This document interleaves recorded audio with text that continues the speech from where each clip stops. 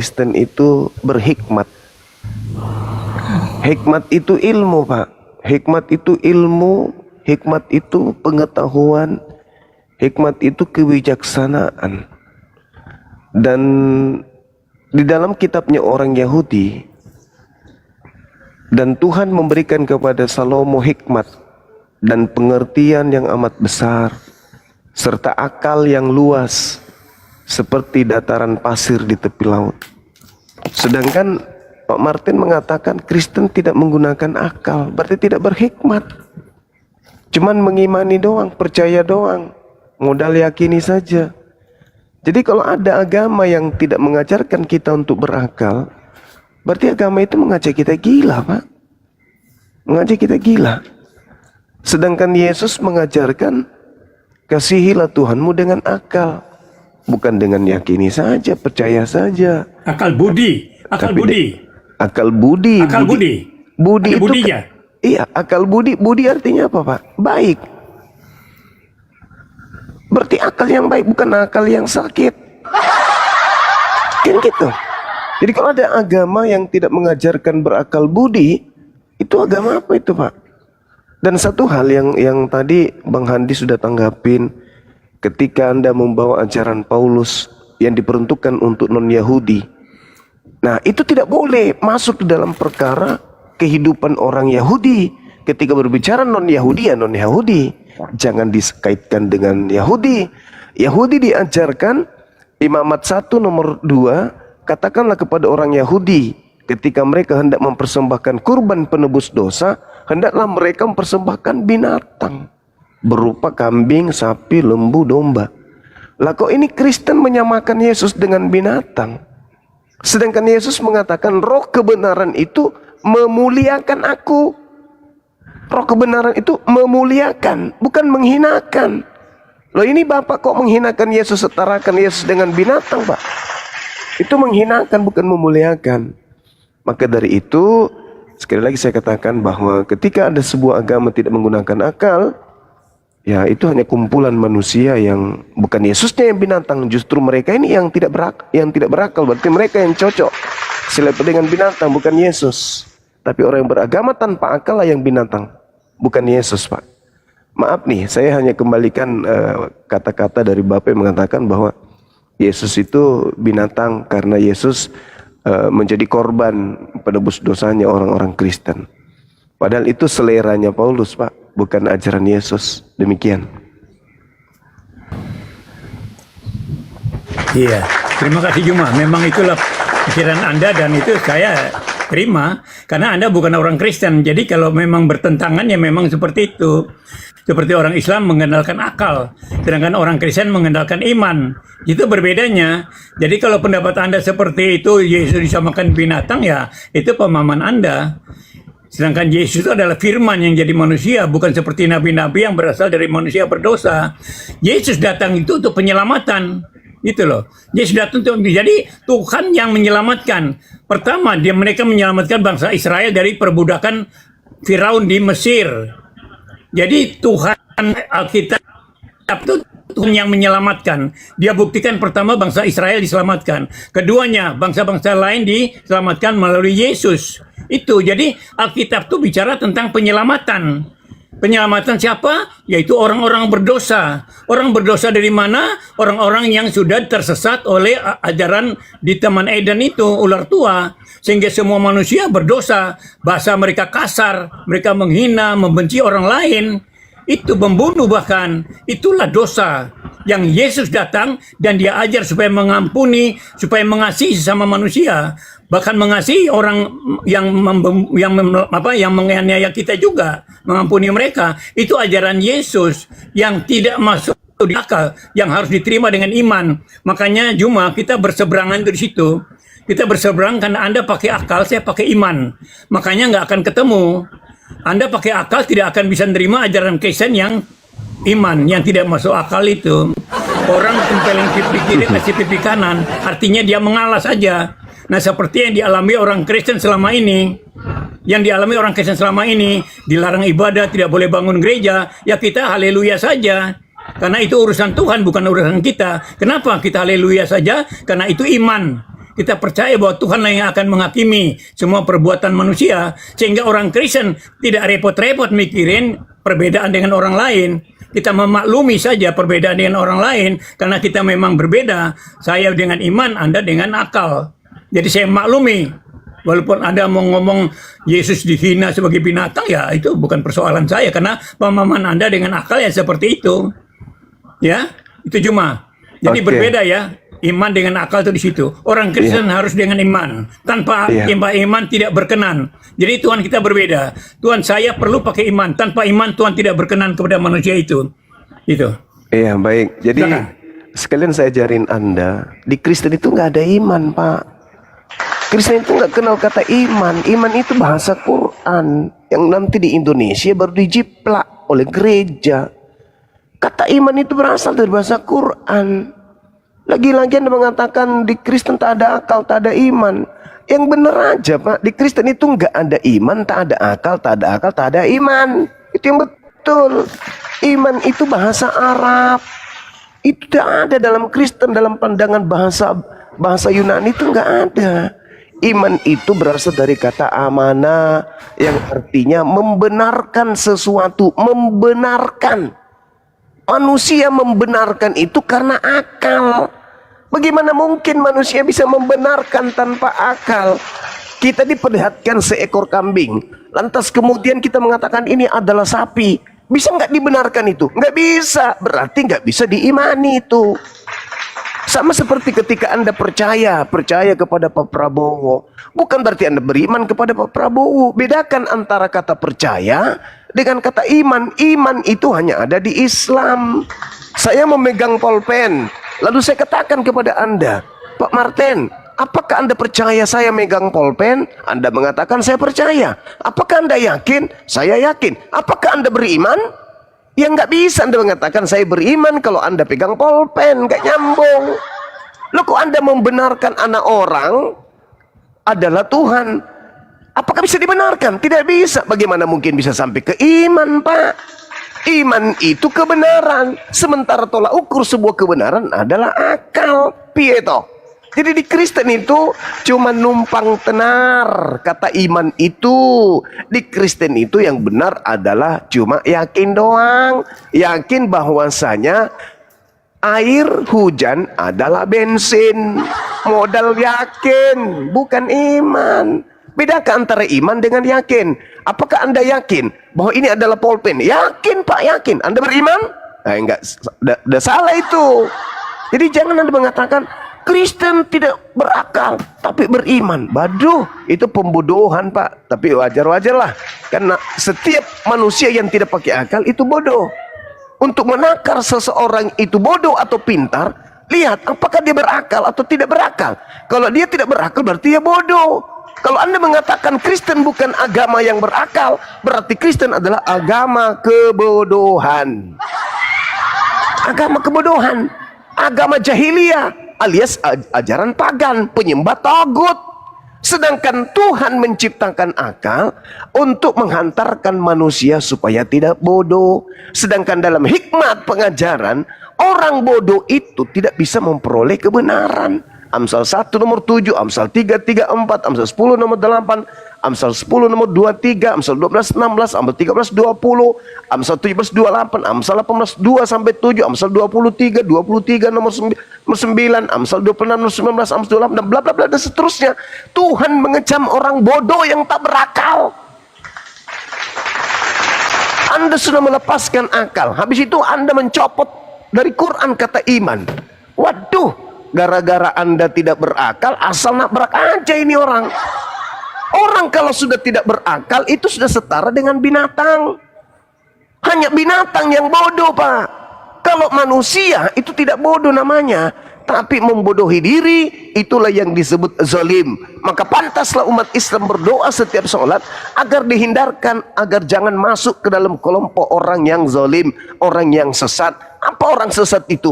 Mereka yang bikin aturan sendiri. Tuhan yang mengatakan jangan bodoh, Tuhan mengatakan harus berakal. Tetapi kemudian Kristen tidak menggunakan akal sebagai tolak ukur dalam beragama. Nah, kenapa ini bisa terjadi? Karena Pak Martin ini orang cerdas sebenarnya, teman-teman. Pak Martin ini bukan orang bodoh, bukan. Pak Martin ini orang pintar. Pak Martin ini orang cerdas. Dia terpelajar. Oleh karena menemukan agamanya tidak masuk akal, maka karena cerdas, lantas sampai kepada posisi cerdik, dia banting setir. Oh, ternyata untuk masuk surga tidak boleh pintar, harus bodoh. Karena agama saya tidak masuk akal, maka saya banting setir. Kebodohan adalah sebuah kemegahan. Salib adalah kebodohan. Nah itu, makanya kenapa dikatakan bahwa kami modal iman. Salah, Pak. Iman itu kebenaran. Kalau dia sudah tak ada unsur kebenaran di dalamnya, itu bukan iman. Itu bodoh. Itu bahlul namanya. Jahil. Penyembah togut. Menyembah kepada kebodohan. Di dalam kitab-kitab yang ada di Yahudi, akal, Pak, akal budi, kebijaksanaan, kepintaran, kecerdasan, bahkan Tuhan mengatakan dengarlah didikan. Gantianlah Bang Juma. Dengarlah Bang Juma, didikan. gantianlah. Yang namanya didikan itu, Pak, kepintaran, kecerdasan. Dengarlah didikan Tuhan seperti ayah mendidik anak. Yang disebut mendidik itu mencerdaskan. Kalau ada agama tidak mencerdaskan, itulah agama yang tidak masuk akal. Iman tanpa akal adalah gila, Pak. Gila. Gila. Seperti itu, saudara. Silakan. Nah, ini teman-teman Kristen bukannya malu disebut agamanya seperti tidak berakal malah. Saya sapa dulu Bang Immanuel, Bang Mardan, selamat malam. Oke, berganti-ganti Ya. Bang Mardan, maksudnya Oke. begitu paham kan Bang Mardan, pola-polanya saya di sini kan paham ya. Bergantian Pak Temanya Mardan, apa ya? Bang Zuma, Bang Mardan mau nambahkan silakan gitu. Paham ya? Oke, lanjut Ya. Pak Mardan. Lanjut, Jadi Pak. memang itulah bahasa orang pakai. Kalau seperti Juma ngomong itu kan karena pakai akal. Dia nggak sadar bahwa dia ngomongnya kasar banget gitu loh. Kalau saya ngomongnya kan halus-halus aja. Itu bedanya akal dengan iman. Kalau saya disuruh mengasihi orang Pak, saya menganiaya katakan sekalipun, Pak Martin, ini sorry. Juma anggap itu bodoh. Instruksi Pak Martin. Dengar dulu, dengar Jangan saya ngomong menggunakan dulu. kata iman dong. Iman Kasih saya itu kan dari kesempatan Quran, ngomong dong. Pak. Jangan membodohi orang, mentang-mentang Anda bodoh, Anda membodohi orang dengan kelemah lembutan. Iblis juga datang dengan lemah lembut, Pak. Iblis tidak menghardik, Pak. Iblis datang dengan halus sekali. Saya minta jangan gunakan kata iman dong. Anda menipu itu. Anda tidak berakal tapi Anda menggunakan kata iman. Iman itu asalnya dari Islam. Pakai bahasa lain kek, bahlul. Kristen tidak menggunakan akal tapi Kristen menggunakan kebahlulan gitu dong. Oh, jadi kata iman yang diambil. Apa? Itu Anda, makanya saya bilang Anda Jadi itu bukan inilah, bodoh, Anda itu cerdas. saudara sekalian, Lari ya. kepada kecerdik seperti ular. Anda menggunakan kata iman untuk menipu orang. Anda mengatakan Anda tidak beriman, tapi Anda Anda tidak berakal, tapi Anda beriman. Gimana ceritanya, Pak? Akal itu iman, iman itu akal, itu satu paket, tidak bisa dipisahkan. Datang Anda, kami tidak berakal, tapi kami beriman. Ya kalau tidak berakal, bodoh. Bilang aja, kami bodoh, kami Kristen bodoh. Karena memang salib untuk non-Yahudi adalah kebodohan. Ya harus Anda percaya diri dong. Kebodohan, Kami tidak iya. berakal dalam beriman, tapi kami bodoh dalam percaya sesuatu. Gitu. Anda kelewat pintar, jadi bodoh pun Ya. Anda, kebodohan pun Anda bungkus dengan keimanan. Gimana ceritanya? Bodoh dengan iman itu beda, Pak. Harus Anda bedakan itu. Kalau sudah tidak berakal, maka orang itu bodoh. Jangan katakan Anda beriman. Silakan. Coba jangan kata iman, Pak. Bahlul atau jahil, Ya udah. atau dongo, atau dompala, kardoba. Iya, silakan. Ya. Jadi Alkitab itu tidak seperti Al-Quran ya. Kalau Al-Quran itu di surah 7 itu katakan hanya untuk orang Mekah dan sekelilingnya. Makanya dia harus bahasa Arab. Ini orang bodoh Sedangkan ini. Bible itu untuk ini semua bodoh bangsa. ini. Ini orang bodoh. Dengar dulu. Yesus berkata, Kamu aku pakai diutus akal, hanya kamu kepada bantah domba. terus. Pak Martin. Bang Juma. Yesus berkata, Anda aku mau diutus hanya kepada diskusikan domba, diam Pak. lah. Apakah Anda domba? Loh, ini gimana Apa ini? Anda domba? Monitor os.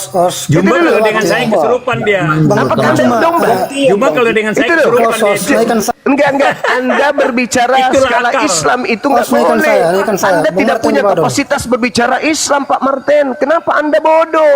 Anda level binatang kok ngomong Quran. Di situ dikatakan bahwasanya Nabi Muhammad Amin. itu. Terima kasih Juma. Terima kasih Juma. Ya, Anda bodoh Terima kan? kasih. Bodoh Untuk selevel cacianmu binatang. terima Pak. kasih. Di situ Disitulah bedanya. Bodoh itu selalu Disitulah binatang akal kan nih. Anda. Nih saya katakan. Kalau saya pakai iman, saya menghargai Anda. Amsal 14 nomor 7 sampai 9. Janganlah berkawan dengan orang dungu. Tak ada yang dapat diajarkan kepadamu orang dungu itu, orang bodoh itu. Orang bijaksana tahu bagaimana harus bertindak. Orang bodoh tertipu dengan kebodohannya sendiri. Orang bodoh tidak peduli apakah dosanya diampuni atau tidak. Orang baik ingin diampuni dosanya. Tapi kalau orang bodoh, namanya bodoh. Bodoh ya bodoh, binatang. Terus Anda berbicara tentang Al-Quran dengan kebodohan Anda itu? Oh, nggak bisa dong. Sekali lagi saya katakan, saya keberatan kalau Anda menggunakan kata iman. Karena iman itu berasal dari Quran. Tak ada dalam bahasa Yunani kata iman itu. Gunakan bahasa jahil atau bahasa goblok. Kristen goblok, Kristen bodoh, Kristen dungu. Karena tidak menggunakan akal. Jangan Anda mengatakan di Kristen ada iman. Iman apa di Kristen? Iman bodoh, Pak. Jangan gitu Bang Suma, santai Nah, aja. ini Oke. kita sudah mendengarkan. Nggak Sudah mampu mendengarkan. ngomong Pak gitu. Martin Santai, sendiri Oke, terima mengakui. kasih Santai, Bang. Juma. Oke, Pak sama Martin saya santai. mengakui bahwa Perbedaan Juma di dengan Martin Kristen Ale di itu situ. tidak Perbedaan menggunakan Juma dengan Martin Ale itu di akal. Saya situ. tanya nih, saya tanya Oke, kepada jadi saudara sini Bang Kristen yang Suma lain. saya tanggap ya. Oke. Ya. Kita Coba berbicara Anda tentang jelaskan iman kepada dan saya. pengetahuan. Dengarkan, ya, hikmat dan dengarkan dulu pengetahuan. sebelum Anda tanggapi. Orang yang tidak berakal itu orang apa namanya? Jawab, jujur. Orang yang tak berakal adalah orang titik-titik. Silakan Anda jawab. Oke, saya tanggap ya Bang Suma. Ya. Silakan. Silakan, omong terus saja. Oke, jadi Karena untuk host membedakan orang bodoh terkenal diam, ya. Host orang orang bodoh boleh kita diam, tenang ya. teman Kita saya. tenang. Orang Oke. bodoh diam, orang bodoh diam. Sebentar Pak Martin, saya atur. Orang bodoh diam. Turunkan aja nih yang motong-motong orang bicara. Sebentar, Keo kamu aja yang turun aduh. Enggak ada otak. Kok nggak? Orang bodoh diam. Ini diatur di sini. Silakan saudara Jimmy. Silakan Bro. Orang yang tidak berakal adalah orang jawab. Oke, saya jawab ya. Tadi Bang cuma Ya. mengatakan bahwa iman itu dia bersamaan dengan hikmat dan hikmat itu adalah iman. Oke. Iman itu sudah tentu mengadakan mujizat dan tanda. Saya bertanya kepada Bang Zuma, apakah akal, logika dan hikmat itu bisa mengadakan suatu mujizat? Jika itu dikatakan sama oleh Bang Zuma. Apa maksudnya ini? Iya, Kok tadi lagi Bang yang Zuma mujizat? mengatakan bahwa iman dan hikmat itu sama. Akal dan iman itu sama. Dengar. Akal dan iman itu selaras. Satu sama lain tidak bisa dipisahkan. Bukan sama. Nah, ini kalau bodoh ini ya gini. Ya, oke. Jawab Apakah- aja dulu, jawab dulu Iya, Bang, jawab oke, dulu. oke. Orang yang tidak berakal adalah orang. Oke, saya jawab Bang Suma. Santai Ya, Bang Suma. silakan. Bang Suma mengatakan bahwa akal dan iman itu sama. Apakah akal itu bisa Jangan ke situ mengadakan suatu dulu. mujizat? Orang yang tidak berakal adalah orang. Beda Bang, beda. Beda akal dan iman itu beda Bang. Iman itu mengadakan suatu tanda dan mujizat. Akal itu, Kenapa kalian kemudian menyembah makhluk kuburan? Karena Bang, kalian Bang tidak Suma berakal. kita fokus ya. Teman-teman kita fokus. Kita Iya, berbicara saya tentang bertanya. akal dan iman. Tunggu dulu. Akal dan hikmat dan pengetahuan Kesimpulan itu yang berasal muncul, dari Bang. hati dan Jangan pikiran. bicara sendiri, Bang. Kesimpulan Oke. yang muncul, Pak Martin mengatakan Kristen itu tak berakal. Kristen dalam berkristen tidak pakai akal. Nah, orang yang tidak berakal, orang yang tidak menggunakan akal. Orang yang tidak menggunakan akal adalah orang, jawab. Orang Oke. apa yang tidak menggunakan akal, Pak? Oke, saya jawab ya. Iya.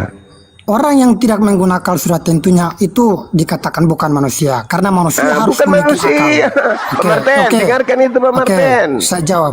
Jadi setiap manusia diberikan akal, logika, dan pikiran. Tetapi Bang Suma, saya mau mengatakan bahwa akal dan logika dari pikiran manusia berbeda dengan hikmat dan pengetahuan daripada Tuhan. Sebagaimana Salomo. Sekarang kita lihat Salomo.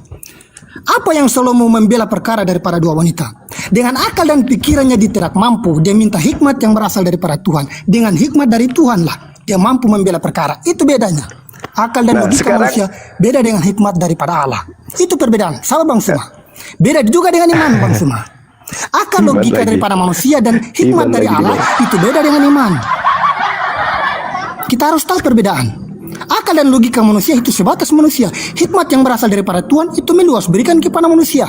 Membela suatu perkara. Iman itu mengadakan tanda dan mujizat. Harus kita tahu. Dan perbedaan akal, logika, hikmat daripada Tuhan serta mujizat yang berasal daripada Tuhan. Jangan kita samakan Bang Suma.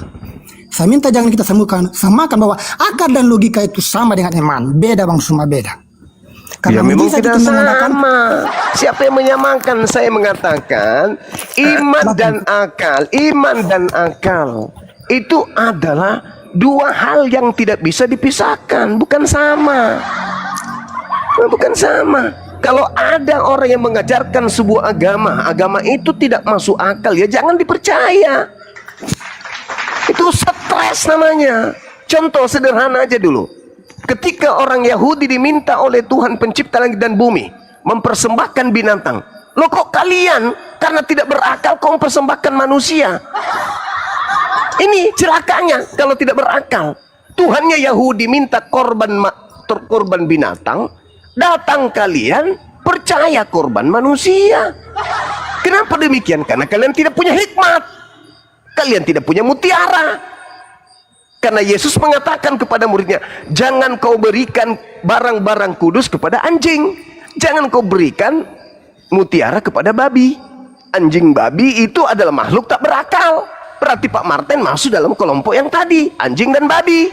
Maka tidak ada mutiara kepada Pak Martin. Apa itu? Tidak ada ilmu kepada Pak Martin. Yang ada hanya yakini doang.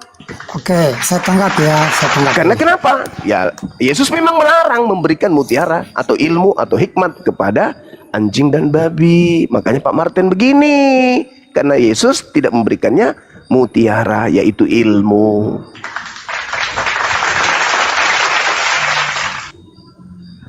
Oke, saya tanggapi ya. Bang Suma yang mengatakan tadi bahwa Tuhannya orang Yahudi mempersembahkan Yesus yang adalah tidak bersalah. Oke, mari kita lihat Bang Saya Suma. tidak Apa pernah yang mengatakan dikatakan? itu, Pak. Sorry. Yang mempersembahkan Oke, Kristus di atas salib itu iblis, Pak. Bukan Tuhannya Yahudi. Justru Tuhannya Yahudi melarang. Jangan kau persembahkan orang benar. Iblis justru berkongkol-kongkol dengan tentara Romawi, orang Yahudi untuk mempersembahkan Yesus. Anda menerima hadiah dari iblis berupa penyaliban untuk dosa-dosa kalian. Kenapa bisa demikian? Karena kalian tak berakal. Oke, ya ini baru. Oke. Jadi kita Bang Suma mengatakan bahwa iblis yang mempersembahkan Yesus sedangkan Allah tidak menginginkan kematian daripada kekudusan orang-orang suci. Sekarang, mari kita berdata ya. Apa yang dikatakan? Ini kita masuk dalam rencana ya. Kisah Rasul 2 ayat 23 apa yang dikatakan di sana Bang Suma? Ia yang telah diserahkan Allah menurut maksud dan rencananya telah kamu salibkan dan kamu bunuh oleh tangan bangsa-bangsa durhaka. Saya bertanya Bang Suma, ia yang diserahkan Allah ini siapakah? Tunggu. Ketika Bang Suma mengatakan bahwa Yesus tidak diinginkan oleh Allah Bapa untuk disalibkan karena dia itu kekudusan, dan Bang Suma mengatakan bahwa Yesus disalibkan oleh iblis. Oke, saya tanggapi. Dia yang diserahkan oleh siapa? Allah menurut maksud dan rencananya telah kamu salibkan dan kamu bunuh oleh tangan bangsa-bangsa durhaka. Oke. Sekarang coba Anda baca Amsal 21:18.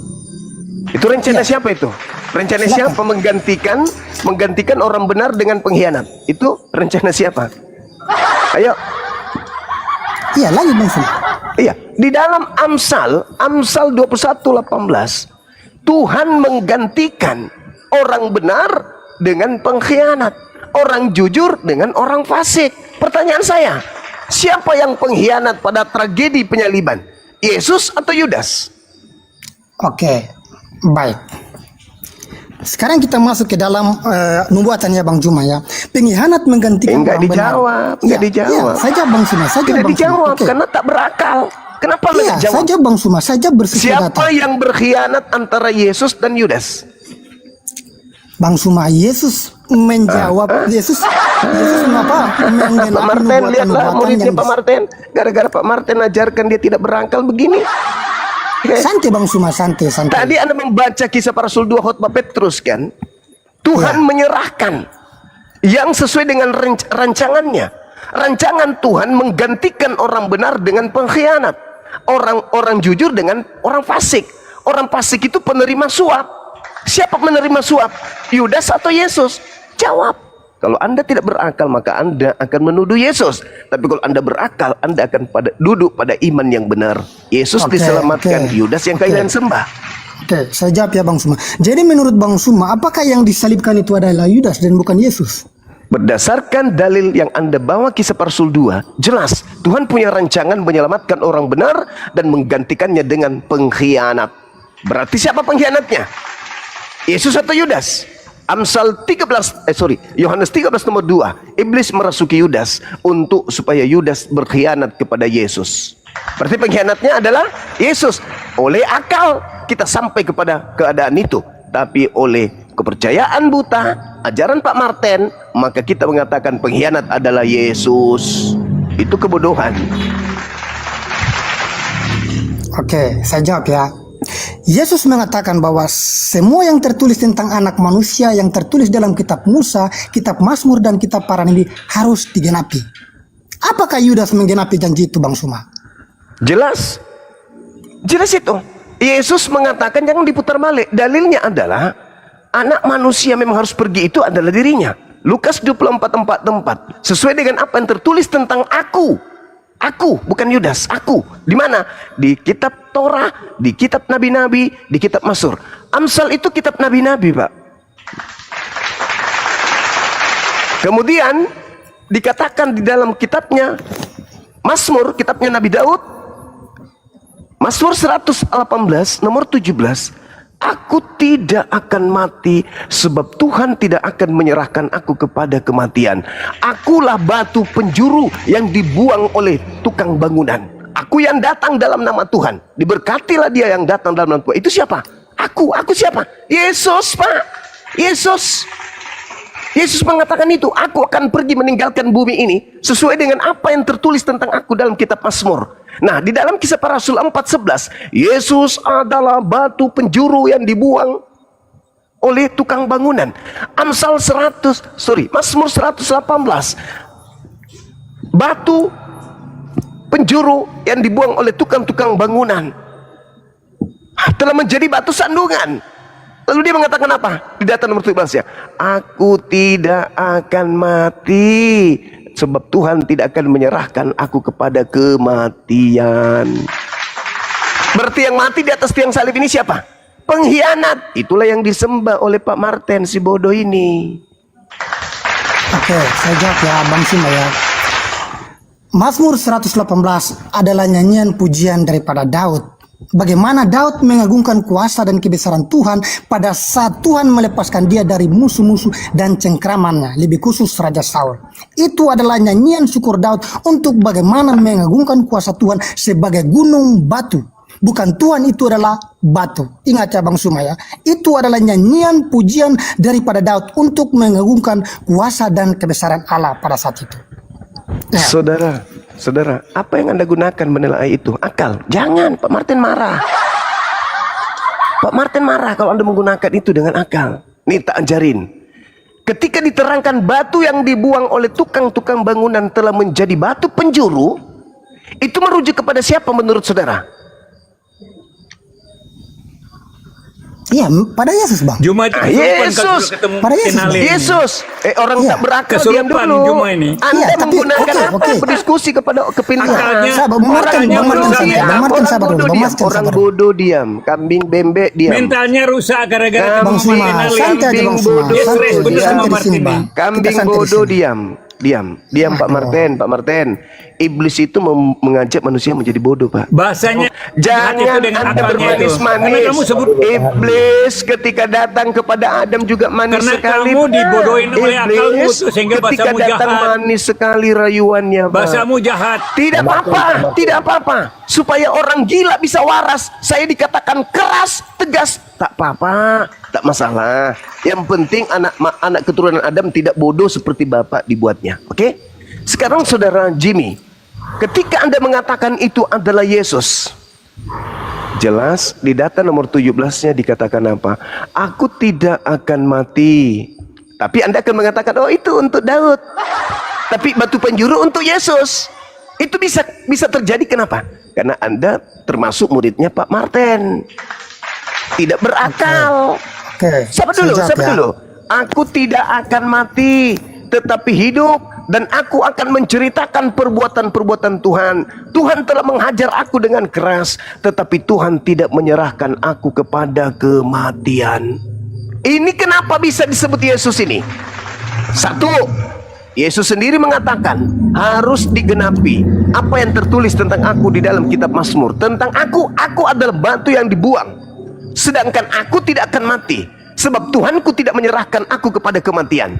Itu Anda harus terima. Yang kedua, Petrus berkhotbah di dalam Kisah Para Rasul 2 yang Anda sebutkan tadi, nomor 29, 30, 31, 32, 33. Apa kata Petrus? Yesus telah menceritakan hal yang ke depan yang terjadi terhadap Mesias. Apa itu? Tuhan tidak membiarkan tubuhnya, dagingnya ditinggal di kuburan, dan Tuhan tidak membiarkan dia mengalami kematian. Akan tetapi tangan kanan Elohim akan meninggikan dia, di data nomor 33-nya. Berarti aku tidak akan mati, melainkan aku tetap hidup. Itu Yesus, Pak. Jadi yang disembah oleh Pak Martin ini adalah Yudas Iskariot. Imani aja Pak Martin katanya kan. Yakini Saya aja, tanggapi percaya ya. aja. Ya kan Pak Martin, gak usah pakai akal ya. Ya, Pak Martin ya. Lanjut. Oke, Bang Juma, saya tanggapi ya. Ya. Saya minta Betul, di Bang sini Udah, perbedaan yang tidak antara berakal Juma yang ngapain pakai ngomong? akal dengan Yang tidak berakal ngapain ngomong? bahasa-bahasa Siapa yang Anda joroknya. ingin bicara? Siapa yang Anda Dengan ingin bahasa ajari joroknya itu dengan akalnya taat Juma tak itu. pakai akal? Beda Pak dengan Martin. saya Pak dengan Jamie itu, Pak. Martin, Pak Martin, apa yang Anda dan siapa yang Anda ingin ajari dengan tidak berakal? Ini zaman modern, Pak. Seperti kita kok datang berakal. Ya, lanjut Saudara Jimmy. Iya, oke. Mazmur 118, apa yang dikatakan di sana? Bagaimana tadi saya mengatakan bahwa Daud mengagungkan kuasa dan kebesaran Tuhan dengan mengatakan bahwa Tuhan gunung batu. Oke, tadi Bang Suma mengatakan bahwa nubuatan Daud tentang Yesus atau kitab Mazmur itu tentang Yesus adalah batu. Sekarang Yesus mengatakan bahwa semua yang tertulis tentang anak manusia harus digenapi, yaitu dia harus dibunuh, dia akan disalibkan dan bangkit pada hari yang ketiga. Oke, sekarang kita lihat pengajaran Yesus. Batu yang dibuang oleh tukang-tukang bangunan telah menjadi batu penjuru, dan siapa yang menimpa batu itu akan terkilas menjadi debu. Sekarang mari kita melihat apa itu nubuatan-nubuatan tentang kitab Mazmur tentang Yesus. Yang pertama, pakaian akan dibagi-bagikan di antara mereka, Mazmur 22 ya, di situ.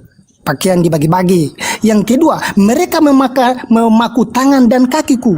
Mereka minum anggur asam kepadaku, Mazmur 69 ayat 22. Apakah itu batu yang disampaikan oleh Tuhan Yesus tadi? Nubuatan itu merujuk pada Yesus pada saat terjadi penyaliban. Sedangkan penyaliban itu hanya berbicara tentang hamba Tuhan yang menderita, yang disampaikan oleh Mazmur 53 ayat 1 sampai 12. Nah, makanya saya minta pertanggungjawab dari Bang Suma bahwa ketika hamba Tuhan yang menderita dikatakan sebagai batu, bagaimana kita mengklaim bahwa itu adalah batu yang dibuang oleh tukang bangunan, sedangkan penderitaan itu digambarkan sebagai seorang hamba Tuhan yang menderita, bahkan sampai mati di kayu salib pun dia adalah hamba Tuhan yang menderita, sebagaimana yang dikatakan di dalam Filipi 2 ayat 6 dan sampai ayat yang ke-11. Jadi Bang Suma tolong saya minta mempertanggungjawabkan ketika Bang Suma mengatakan bahwa batu yang dinubuatkan tentang bagaimana Yesus adalah sebuah batu yang dibuang oleh tukang-tukang bangunan, ya silakan Bang Suma. Saudara, Paulus mengatakan dalam 1 Korintus 1:23, tetapi kami memberitakan Kristus yang disalibkan, untuk orang-orang Yahudi suatu batu sandungan, dan untuk orang-orang bukan Yahudi satu kebodohan. Itu. Jadi jangan Anda mencari kebenaran tentang penyaliban, karena penyaliban bagi kalian itu adalah kebodohan. Sekarang Anda seakan-akan ingin berhikmat dengan membawa Mazmur. Apa yang Anda ingin jual di sana? Sedangkan salib bagi Anda orang Yahudi itu bodoh, kebodohan itu salib itu. Dan itu harus jatuh pada kondisi itu. Bukan kepintaran tapi kebodohan. Jadi biarkan kemudian Anda beriman, percaya, yakin kepada penyaliban dalam muara kebodohan. Jangan sok pintar, itu loh. Jangan sok pintar dalam hal ini. Ketika Anda membawa Mazmur, sekali lagi, ketika Anda membawa Mazmur, entry point yang Anda harus pikirkan di sana adalah Yesus berkata, aku tidak akan mati. Aku tidak akan mati. Nah gimana dong? Yesus mengatakan aku tidak akan mati. Tuhan tidak mengizinkan aku dan tidak menyerahkan aku kepada kematian. Ini gimana dong? Sedangkan penyaliban itu adalah sebuah kebodohan. Yesus mengatakan aku tidak akan mati. Anda mengatakan Yesus mati. Kenapa bisa demikian? Karena memang Anda harus bodoh tentang penyaliban. Anda bodoh tentang penyaliban. Maksudnya apa? Mengada-adakan suatu kondisi bahwa yang disalib itu Yesus, padahal bukan Yesus. Kenapa Anda percaya itu Yesus? Karena bodoh.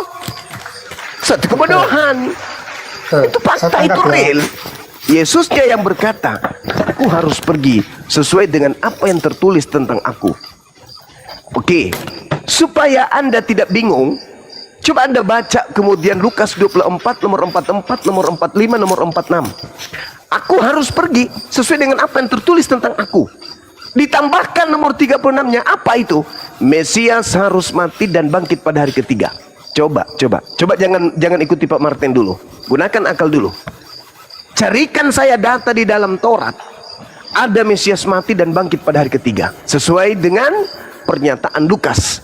Apakah betul ada di dalam Torah Mesias mati dan bangkit pada hari ketiga? Oke, saya jawab ya. Silakan. Oke. Yang pertama Bang Sumaya, Mesias atau Yesus menggenapi kitab Taurat, kitab Musa, dan kitab para nabi. Yang pertama, yang dikatakan di dalam Yesaya 53 ayat 1, saya baca ya, ayat yang ke-12 saja. Aku akan membagikan kepadanya orang-orang besar sebagai rampasan, dan dia akan memperoleh orang-orang kuat sebagai jarahan. Yaitu sebagai ganti karena ia telah menyerahkan nyawanya ke dalam maut, dan karena ia terhitung di antara pemberontak-pemberontak. Sekalipun ia menanggung dosa banyak orang, dan dia berdoa untuk pemberontak-pemberontak. Jadi di sini ya saya telah melihat ke depan bahwa Mesias itu dia akan mati di dalam menanggung dosa untuk banyak orang. Oke. Ketika Bang Suma mengatakan bahwa menginginkan supaya di dalam kitab Taurat menunjukkan bahwa Yesus bangkit pada hari yang ketiga. Yang pertama, Yesus mengkonfirmasi ya Bang Suma ya, di dalam Hosea 6 ayat yang kedua, apa yang dikatakan di sana? Ia yang sabar ya, saya buka pelan-pelan ya. Hosea 6 ayat yang kedua. Kita lihat di sini. Ia akan menghidupkan kita sesudah 2 hari. Pada hari yang ketiga ia akan membangkitkan kita. Saya bertanya Bang Suma, ia ini siapa yang berkuasa untuk menghidupkan dan mematikan orang? Ketika Yesus mengkonfirmasikan Hosea 2:6 ayat yang kedua, bahwa hanya Tuhan yang membangkitkan manusia. Allah pun membangkitkan Yesus pada hari yang ketiga sesuai dengan kesaksian.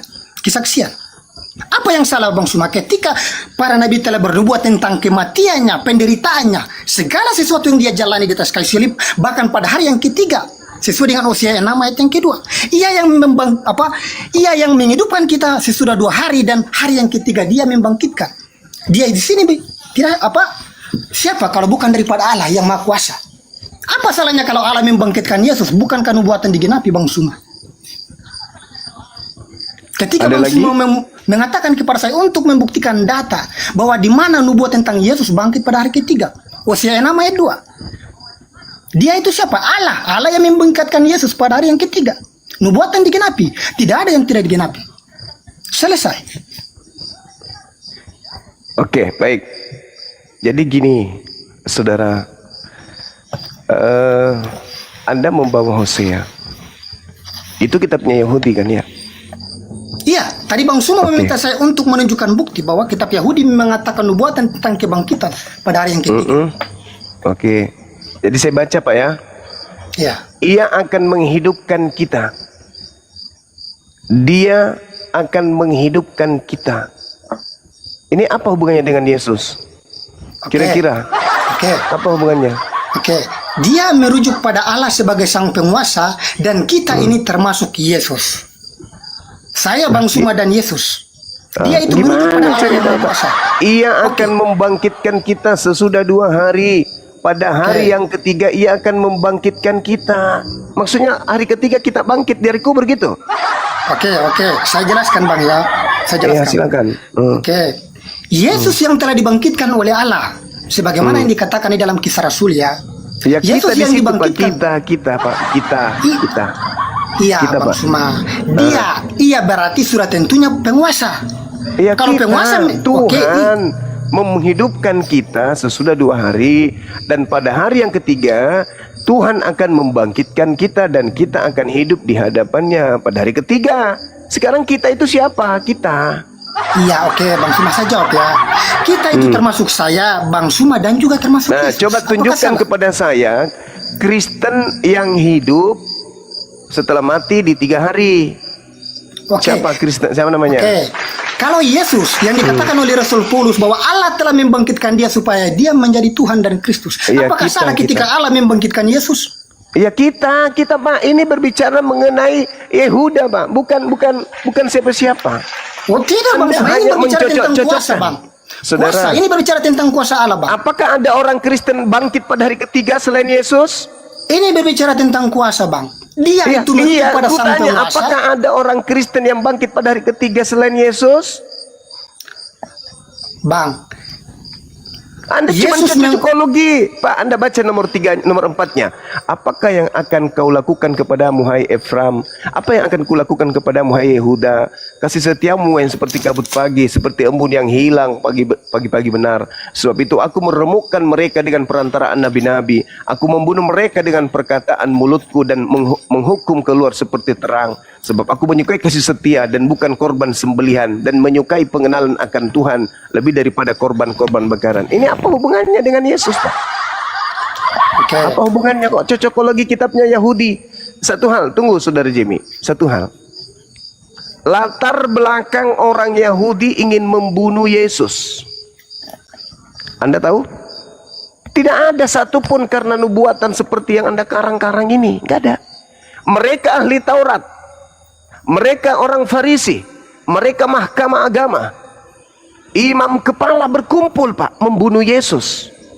Tidak ada yang mengatakan kita harus melihat di Hosea, kita harus melihat di Yesaya 53. Enggak ada Pak.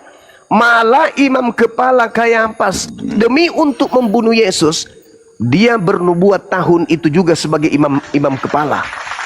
Apa nubuatannya terhadap Yesus? Yesus harus mati untuk bangsa Israel doang. Dari apa? Dari dosa? No. Dari perampasan bangsa Romawi terhadap tempat suci dan bangsa mereka. Titik. Setelah kemudian berjalannya ratusan tahun, muncul ajaran Pak Martin mematikan akal dengan mengatakan korban penebus dosa itu harus Yesus, karena Yesus disetarakan dengan binatang. Ini ilmu dari mana ini? Sedangkan tuan rumah yang didatangi oleh Yesus, menyalib Yesus, berusaha menyalib Yesus, tujuannya bukan dosa, tapi tujuannya agar bangsanya tidak dirampas penjajah Romawi. Baca Yohanes 11:45 sampai nomor 57. Maka mulai hari ini Yesus harus mati untuk menanggung siapa? Bangsa Israel dari penjajahan bangsa Romawi. Oke, Siapa pelakunya, Pak? Siapa pelakunya? Ahli Taurat, orang Farisi, mahkamah agama, imam kepala, orang Yahudi. Itu pelakunya penyaliban itu. Dan latar belakang mereka ingin menyalibkan tak sedikit pun karena dosa warisnya Pak Martin. Tapi mereka ingin menyalib dikarenakan karena mereka takut bangsanya dirampas oleh penjajah Romawi. Karangan muncul belakangan, oh karena ada di Hosea, ada di Yesaya, Pak. Sekali lagi, kitab Yesaya itu adalah cerita yang datang kepada Yesaya bin Amos. Penglihatan yang telah dilihat Yesaya bin Amos tentang Yehuda, tentang Yerusalem dalam zaman Uzia, dalam zaman Yotam, dalam zaman Ahaz, dalam zaman Hezekia dan raja-raja Yehuda. Bukan zaman Pilatus, tapi zaman Hezekia, zaman Ahaz, zaman Yotam, zaman Uzia. Itu penglihatannya. Jadi semua yang tertulis di Yesaya 1 sampai Yesaya 6 itu semua bercerita tentang raja-raja Yehuda di zaman Hezekia, Ahaz, Yotam dan Uzia, bukan zaman kerajaan Roma. Kalian karena kekurangan Sarah, kalian karena tak ada data di dalam perjanjian baru, kalian mengais-ngais kitabnya Yahudi. Karena apa? Karena mohon maaf, karena Pak Martin bodoh. Karena Pak Martin bodoh, makanya kalian begini. Gitu saudara. Silakan. Oke, saya tanggapi ya. Bang Suma mengatakan bahwa kitab daripada Yesaya 1 sampai 66 tidak merujuk kepada nubuatan yang digenapi oleh Yesus Kristus. Oke, sekarang kita masuk Bang Suma. Yesus menggenapi nubuatan yang disampaikan oleh Nabi Yesaya di dalam Yesaya 61 ayat 1 dan 2. Apa yang dikatakan di sana Bang Suma? Roh Tuhan Allah ada padaku, sebab aku diutus untuk memberitakan pembebasan bagi yang tertawan, penglihatan bagi yang buta, dan memberitakan tahun rahmat Tuhan telah datang. Yesus menggenapi, dengar baik-baik ya teman-teman semua yang berada di bawah. Lukas 4 ayat 18 dan 19. Apa yang dikatakan? Ketika Yesus diminta untuk membaca kitab daripada bangsa Yahudi, apa yang Yesus katakan? Roh Tuhan ada padaku, sebagaimana yang disampaikan oleh Yesaya 61. Sebab aku diutus untuk memberitakan kabar baik. Dan setelah Yesus membaca, dia menutupnya dan dia mulai pengajaran. Sekarang genaplah nats ini sewaktu kamu mendengarnya. Saya bertanya Bang Suma, apakah nubuatan itu digenapi oleh Yesus ataukah tidak? Ketika Yesus mengatakan bahwa sekarang genaplah nats ini sewaktu kamu mendengarnya, Yesaya 61 ayat 1 dan 2, digenapi di dalam Lukas 4 ayat 18 dan 19. Silakan Bang Oke. Suma. Baik, Ya. saya jawab baik. Yesus mengatakan begini di dalam Yohanes 3 nomor 34, Pak. Apa kata Lukas Yesus? 4, Lukas 4 Bang. Lukas 4 ayat Enggak. 18 19. Sabar Kenapa dulu. nubuatan Yesaya 61 ayat 1 dan 2? Tadi Bang Suma mengatakan itu menurut bahwa- Anda. Itu Anda mengais-ngais itu. Bang, Yesus tadi sabar. menjawab, sama dulu. Oke. Di dalam Yesaya 61 itu tidak menyebut merek, Pak. Tapi Yesus mengatakan apa dalam Yohanes 3 nomor 34? Sebab siapapun yang diutus oleh Elohim, dialah yang menyampaikan firman Elohim, karena Elohim mengaruniakan rohnya kepadanya dengan tidak terbatas. Jedar. Makanya saya katakan kepada saudara, Yesaya itu bercerita tentang raja-raja Yehuda, raja-raja Yerusalem, Harun, Saul, Salomo, Daud, bukan cuman Yesus. Dan lagi-lagi saya katakan kepada saudara, kalaupun Yesus punya roh Tuhan, kata Yesusnya, setiap orang yang diserahi tugas menyampaikan firman, maka Tuhan memberikan rohnya kepadanya dengan tidak terbatas. Ya, Yotam lah itu, Hezekiah lah itu, Uzia lah itu, Gedeon lah itu, Saul lah itu, Salomo lah itu. Tetapi sangat disayangkan, Yesaya dari 1 sampai 66 tidak masuk kategori Yesus, Pak. Jangan Anda paksakan. Kitab Yesaya itu tidak bercerita tentang Yesus. Kalau Anda mengatakan Yesaya 61 itu Yesus sendiri sampaikan di dalam Yohanes 3:34. Siapapun yang diserahi tugas menyampaikan firman, maka kepadanya roh Tuhan datang tidak terbatas. Maka yang dimaksud Yosua 61 itu bukan Yesus, lagi-lagi yang dibahasnya adalah Hezekiah. Lagi-lagi yang dibahasnya adalah Ahaz, lagi-lagi yang dibahasnya adalah Yotam, lagi-lagi yang dibahasnya adalah Uzia dan raja-raja Yehuda. Siapa saja raja-raja Yehuda itu? Anda pikirkan, pernah nggak Yesus jadi raja? Tidak pernah. Jadi RT aja kagak. Tapi kalau Pak Martin jadi raja kan bodoh Pak Martin. Gitu saudara Jimmy. Jangan berguru ke Pak Martin, jangan. Anda jadi bodoh. Juma. Oke. Kamu sama saya, kamu kesurupan. Santai. Jadi Santai, orang bodoh jangan ngomong. Martin Ale itu kesurupan Orang dia. bodoh jangan ngomong. Dendam kesumat Ini dia itu diskusi kalau sama ilmiah. Martin itu. Diskusi ilmiah, orang bodoh jangan ngomong. Orang bodoh jangan ngomong. Orang bodoh tempatnya di kloset, bukan di sini. Lanjut, saudara Jimmy, silakan. Bahasanya jorok itu. Tidak ada gunanya sopan santun, Semua orang harus tahu. tapi mematikan Ya, akal. si Yang Juma itu mematikan akal itu iblis. Yang mematikan akal itu iblis yang mematikan akal. Akalnya merusak. Mematikan akal itu iblis, Pak Martin. Jangan ke sini, Pak. Di kloset, Pak Martin. Di kloset bawa kelereng, main kelereng di kloset, jangan di sini. Lanjut, saudara Jimmy, silakan. Iya. Oke. Yesus datang untuk menggenapi semua yang tertulis tentang dia di dalam kitab Mazmur, kitab Musa, dan kitab para nabi. Tadi Bang Suma mengatakan bahwa Yesaya 1 sampai Yesaya 66 tidak merujuk kepada Yesus yang menggenapinya. Sekarang saya mulai bertanya. Dia mati di antara penjahat sesuai yang Yesaya 53. Siapakah yang mati di antara penjahat? Bahkan tidak ada tulang yang dipatahkannya. Bahkan di atas tiang kayu pun dia mengatakan. Bahkan Yesaya yang sabar ya, ini Yesaya 10 ya.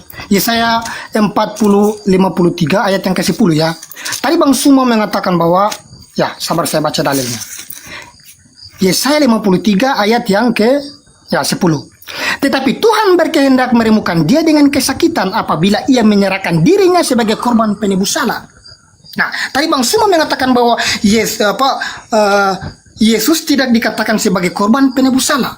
Nah, Yesaya 53 bagaimana Tuhan Allah yang menunjukkan kepada Nabi untuk menyampaikan bahwa Mesias itu dia akan datang, dia akan menyerahkan nyawanya dengan cara Tuhan meremukan dia dengan kesakitan. Dengan cara dia akan mati untuk menjadi korban penebus salah. Menjadi korban, menggantikan sebagaimana yang seremonial yang dilakukan oleh kaum Yahudi, yaitu domba jantan, burung tekukur, sebagaimana untuk penghapusan dosa pada kaum Yahudi. Anak domba Allah inilah yang dijanjikan Allah untuk menggantikan anak Abraham Ishak untuk menghapus dosa dunia. Dan ini Tuhan meremukan dia dengan kesakitan apabila ia menyerahkan nyawanya menjadi korban penebusan salah. Apa yang tidak digenapi oleh Yesus? Ketika dia mengikuti bahwa Eli lama sabaktani, menggenapi nubuatan.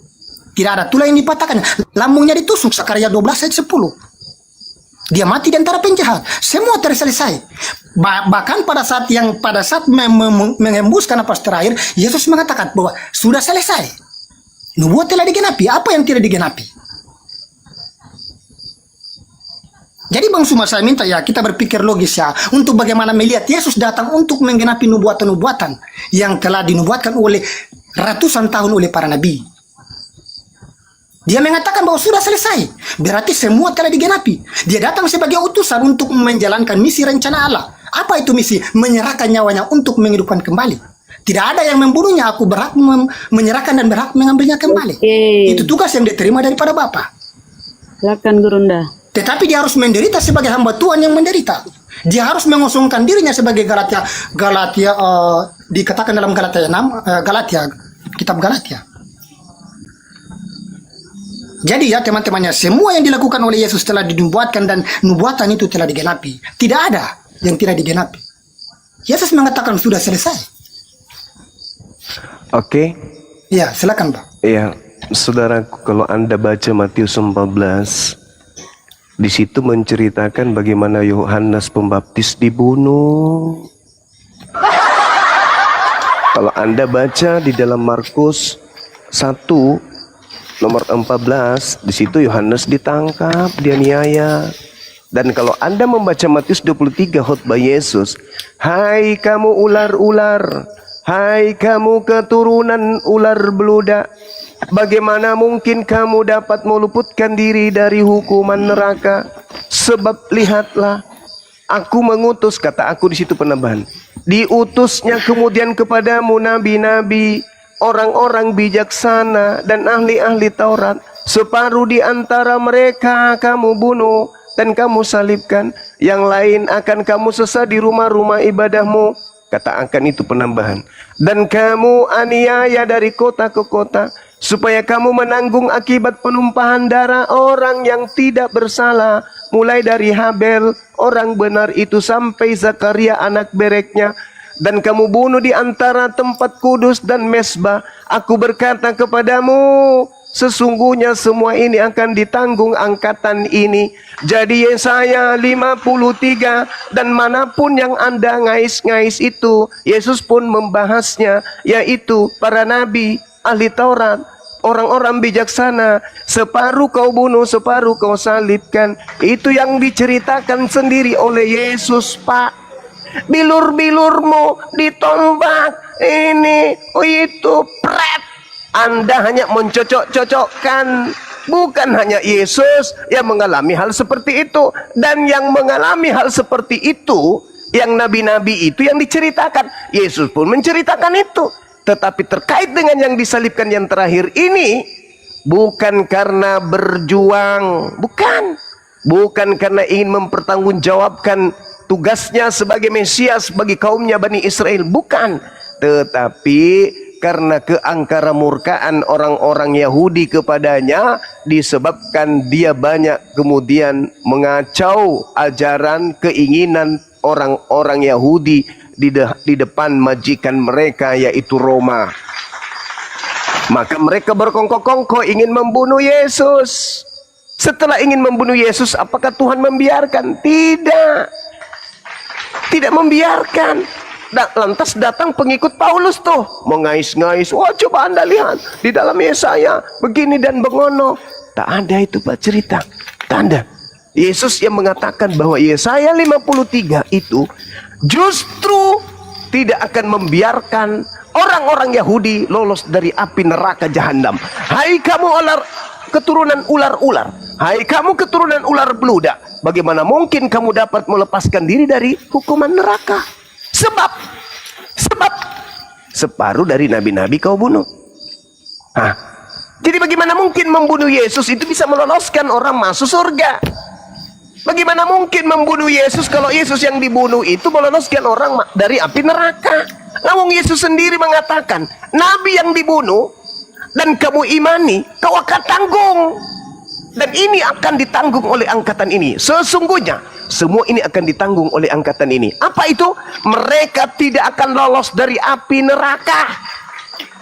Terus Anda datang nih belakangan, oh Yesus mati loh. Untuk apa? Untuk nebus dosa. Pret.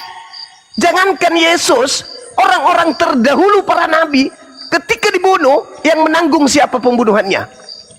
Keturunan ular-ular. Kenapa mereka menanggung? Karena mereka keturunan ular-ular pun ketika datang nabi terakhir kepadanya pun dia berusaha untuk membunuhnya. Maka apa yang terjadi kata Yesus? Yerusalem, Yerusalem, engkau yang membunuh nabi-nabi dan melempari dengan batu orang-orang yang diutus kepadamu. Berkali-kali aku rindu mengumpulkan anak-anakmu, sama seperti induk ayam mengumpulkan anak-anak di bawah sayapnya, tetapi kamu tidak mau. Kamu tidak mau. Aku diutus lagi nih, utusan terakhir kepada kalian. Kalian tak mau, kalian malah ingin membunuhku. Apa kata Yesus? Lihatlah, rumahmu ini akan ditinggalkan dan menjadi sunyi. Dan aku berkata kepada kalian, mulai sekarang kamu tidak akan melihat aku lagi, hingga kamu berkata, diberkatilah dia yang datang dalam nama Tuhan. Halilintar. Jadi bagaimana mungkin Kristen bisa selamat dengan penyaliban, sedangkan Yesus bersumpah di hadapan orang-orang Yahudi, engkau wahai ular beludak, hai orang Farisi, hai engkau ahli Torah, hai orang-orang yang celaka, celakalah kamu, celakalah kamu, celakalah kamu. Bagaimana mungkin kamu bisa lolos dari api neraka? Disebabkan kamu membunuh sebagian. Datang Kristen, gara-gara Yesus dibunuh, kita selamat. Gimana ceritanya itu Pak? Yesus mengecam para pembunuh tidak lolos dari neraka. Datang Anda, terima kasih wahai pembunuh Yesus, berkat kalian kami masuk surga. Apa bisa kayak gitu? Tidak bisa Pak. Jadi berhenti memperbodoh diri dengan mengais-ngais kitabnya orang Yahudi, karena semua akan dibantah oleh Yesus. Yesus sendiri mengecam, hai kau ular-ular, hai orang Farisi yang buta, bersihkanlah dahulu sebelah dalam cawan itu, maka sebelah luarnya juga akan bersih. Celakalah kamu hai ahli Taurat, celakalah engkau wahai orang Farisi, selamatlah kau orang Yunani, selamatlah engkau wahai orang Athena, selamatlah engkau wahai orang Belanda, selamatlah engkau wahai orang Indonesia. Pret. Tuan rumah aja disebut celaka. Karena apa? Karena mereka hanya keturunan para pembunuh, para nabi. Terus Yesus sebagai nabi dibunuh lagi, tidak celaka? Wah, celaka dong. Terus Kristen tidak celaka? Celakalah. Maka Yesus mengatakan, pada hari terakhir nanti banyak orang berseru kepadaku, Tuhan, Tuhan, bukankah kami bernubuat, mengusir setan, bermujizat pakai namamu? Saat itulah aku Yesus akan berterus terang kepada Kristen, enyahlah daripadaku, aku tidak mengenal kalian. Kalian semua adalah pembuat kejahatan. Jadi jangan sombong terhadap kebenaran Pak. Kalau ahli Taurat, orang Farisi, orang Yahudi dikecam oleh Yesus, bagaimana mungkin kalian lolos dari api neraka? Ini ahli Taurat loh. Bukankah keselamatan dari Yahudi katanya? Tapi ahli Yahudi katakan Yesus, kalian tidak lolos dari api neraka. Lalu Kristen lolos dari neraka karena apa? Karena apa Pak? Tidak bisa. Oke, saya tanggap ya. Silakan. Oke. Bang Suma mengutip Matius 7 ya, Matius 7 ayat sekian sampai sekian, dengan bagaimana Kristen dilemparkan ke dalam neraka. Saya minta Bang Suma ya, Bang Suma bahkan teman-teman yang lain, untuk bagaimana ketika mempelintir sebuah ayat harus melihat dulu apa yang dimaksudkan di sana. Di sana apa sabar ya, saya lihat. Di sana apa yang dikatakan Yesus di sana di Matius 7. Oke, saya lihat. Apa yang dikatakan di sana? hal pengajaran yang sesat, Bang Suma. Apa itu hal pengajaran yang sesat? Apa yang diajarkan di sini? Di dalamnya ada nabi-nabi palsu serta para pengikutnya. Mari kita bedakan dan mari kita uji. Sekarang kita masuk dalam mujizat serta apa yang diberikan. Yang dikatakan Bang Suma di sini bahwa setiap orang yang berseru kepadaku akan dilemparkan, yaitu mereka yang menggunakan nama Yesus untuk mengusir setan-setan. Sekarang kita lihat. Yang pertama, Yesus mengatakan di dalam Markus 16, 17, 18. Apa yang dikatakan di sana? Pergilah ke seluruh dunia dan baptislah mereka dalam nama apa? Ajarkanlah mereka dan mereka akan mengusir setan-setan demi namaku. Ini janji bahwa setiap orang yang percaya kepada Yesus mereka akan mengusir setan-setan demi namaku. Apa yang dikatakan Yesus juga? Sekarang kita lihat juga apa yang diberikan karunia oleh Roh itu kepada tiap-tiap orang di dalam kekristenan. Bagaimana Yesus menjanjikan Roh itu, yaitu Roh akan datang dan mengingatkan kamu, dan Roh itu akan menuntun kamu sampai selama-lamanya. Mari kita lihat pekerjaan apa itu pekerjaan Roh. Di dalam Korintus 12 dan Korintus 14, apa itu pekerjaan Roh? Roh yang satu yaitu Roh Allah memberikan kepada mereka mengadakan tanda dan mujizat, mengusir setan-setan, bernubuat, bahkan memberitakan firman. Sekarang saya bertanya kepada Bang Suma, apakah karunia yang diberikan kepada mereka untuk bernubuat? Bang Suma mengatakan bahwa yang bernubuat akan dilemparkan ke dalam neraka. Apakah para nabi yang diberikan karunia untuk bernubuat? Di dalam perjanjian lama mereka yang termasuk di dalam ajaran sesat yang disampaikan Yesus di dalam Matius 7. Jadi Bang Suma, kita harus perbedaan dulu. Apa itu ajaran sesat? Nabi-nabi palsu, guru-guru palsu. Apa itu pengajaran Yesus di dalam Matius 7 ayat sekian, ayat 16 sampai 23. Jadi kita harus tahu perbedaan dulu. Siapakah yang dilemparkan? Buah apakah dari pengajaran-pengajaran mereka ketika muncul nabi-nabi palsu itu, ajaran-ajaran sesat itu? Karena Yesus telah mengatakan hal demikian. Mereka akan mengusir setan-setan demi namaku oleh iman mereka. Dan hal itu pun dikatakan. Kristen pun melakukan hal demikian dengan tuntunan Roh Allah. Korintus 12 dan Korintus 14. Apa yang salah dengan kekristenan?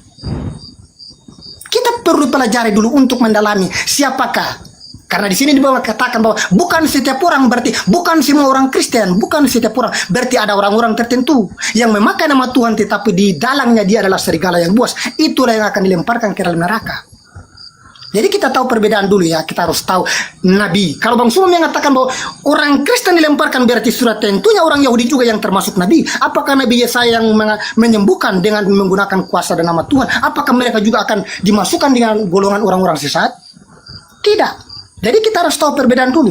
Siapakah yang dilemparkan? Siapakah buah dari pemberitaan itu yang akan dilemparkan? Itu Bang Suma, silakan. Oke. Saya kasih data kepada saudara ya.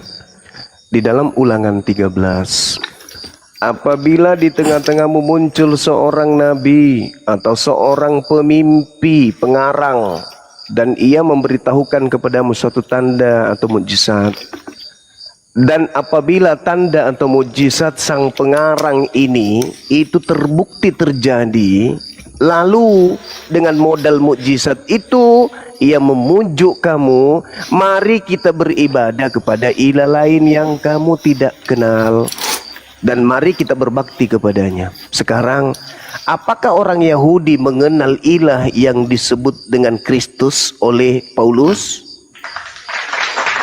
Apakah orang-orang Yahudi mengenal ilah yang Paulus ajarkan dengan nama Agnostos Theos di Athena? Apakah orang Yahudi kenal dengan Theos baru yang keluar dari rahim Maria orang Yahudi itu? Tidak, saudara Jimmy. Paulus datang mengajarkan ilah baru. Filipi 2 nomor 6, nomor 7, nomor 8. Theos, dewanya orang Roma Athena turun ke bumi menjadi manusia dan bernama Kristus. Apakah Yahudi kenal sembahan ini? Tidak. Itu Paulus ajarkan untuk non-Yahudi. Galatia 1 nomor 15. Aku diutus kepada non-Yahudi. Karena aku diutus non-Yahudi, aku tidak memperkenalkan Tuhan baru kepada Yahudi, tetapi kepada orang Roma dan Yunani, aku memperkenalkan dewa baru dalam nama Yesus Kristus. Apa kata Ulangan 13? Apabila pemimpi atau pengarang tersebut melakukan mukjizat dan mukjizatnya terjadi, lalu membujuk kamu, mari kita mengikuti ilah lain yang tidak kau kenal, Agnostos Theos. Mari kita berbakti kepadanya. maka janganlah engkau mendengarkan perkataan pemimpi atau pengarang cerita itu.